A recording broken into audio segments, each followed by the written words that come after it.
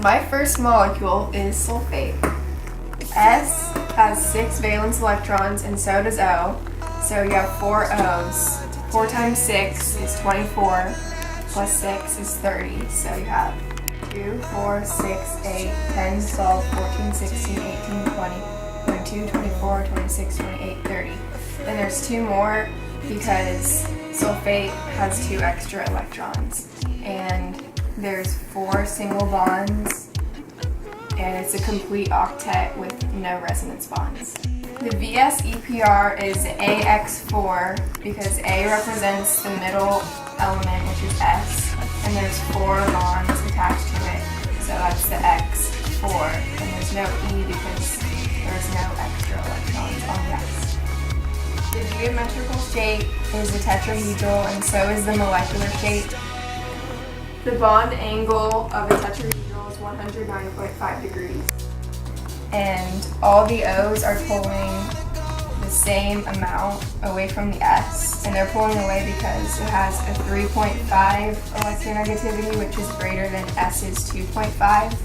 So all of the O's charges cancel out and it becomes a non-polar molecule. O is partially negative and S is partially positive. Its hybrid orbital is sp3. S has only 1 orbital, so you put 1 here, and then you move the rest to the p orbital, which can have 3. And it's 1, 2, 3, 4. 1, 2, 3, 4. There are 4 sigma bonds.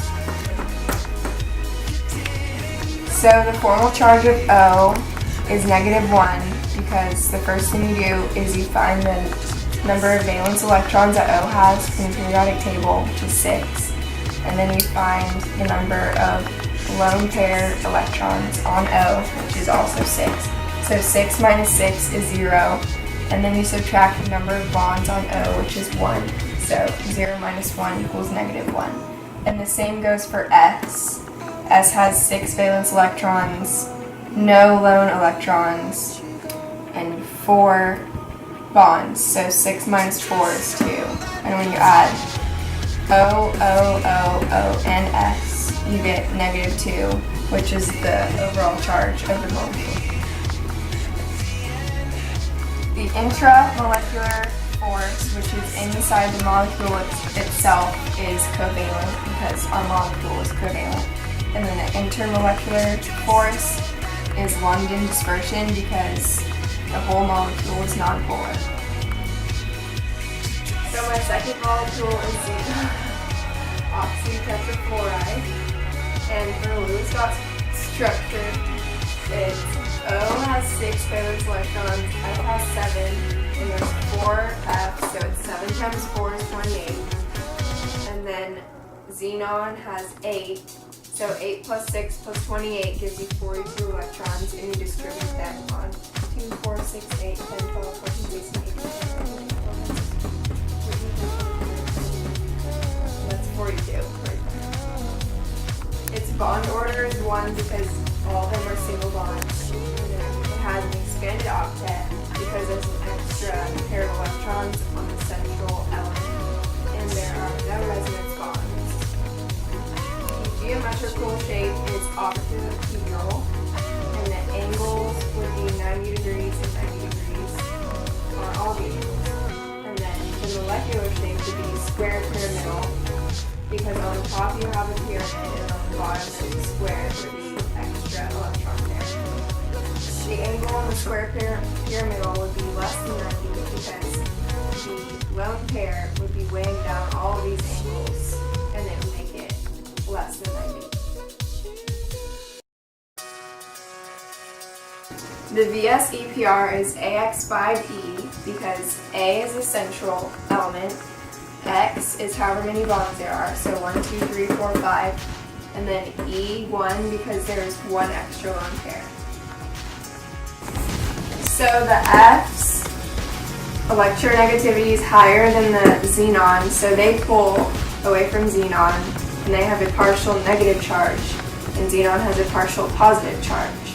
And the O also pulls away from xenon as well. and since it has an extra electron pair, the whole entire molecule is being pushed this way, and it's a polar molecule.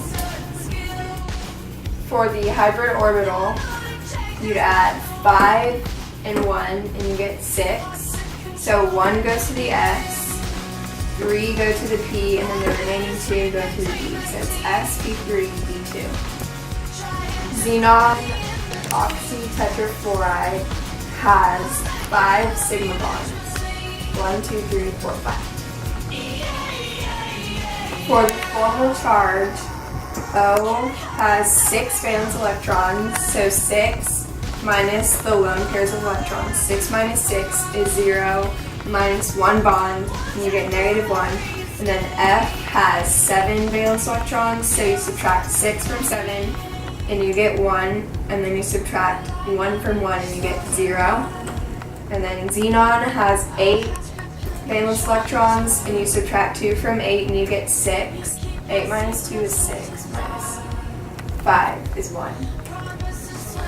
And then you add all of them together, F, F, F, F, O, and Xenon, and you get 0, which is the overall charge of the molecule. The intramolecular force would be covalent because the whole molecule is covalent. And then the intermolecular force would be dipole-dipole because it's a polar molecule.